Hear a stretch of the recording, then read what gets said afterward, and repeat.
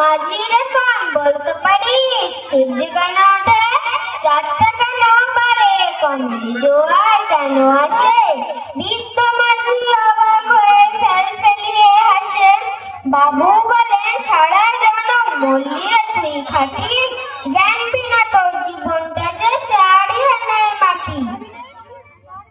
খানিক বাদে কহেন বাবু বলতো দেখি ভেবে, নদীর ধারা কেমনে আসে পাহাড় হতে নেমে? বলতো কেন লবণ পোড়া সাগর ভরা পানি? মাঝি সে কয় আরে মশাই অত কি আর জানি। বাবু বলেন এই বয়সেও জানিস না ওটা কি, জীবনটা তোর হাত খেলো অষ্ট আনায় পাখি। আবার ভেবে কহেন বাবু বলতো রে বুড়ো, কেন এমন নীল দেখা যায় আকাশের এই চূড়ো? বলতো দেখি সূর্য চাঁদে গ্রহণ লাগে কেন? বৃদ্ধ মাঝি বলে আমায় কেন লজ্জা দিচ্ছেন হেন? বাবু বলেন বলবো কি আর বলবো তোরে সীতা, দেখছি এখন জীবনটা তোর 12 আনায় বৃথা।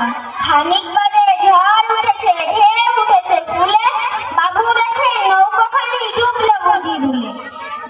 মাঝিরে কনে কি আপদ ওরে ও ভাই মাঝি, ডুবলো নাকি নৌকা এবার মরবো নাকি আজি? মাঝি শুধায় সাঁতার জানো, মাথা নাড়েন বাবু।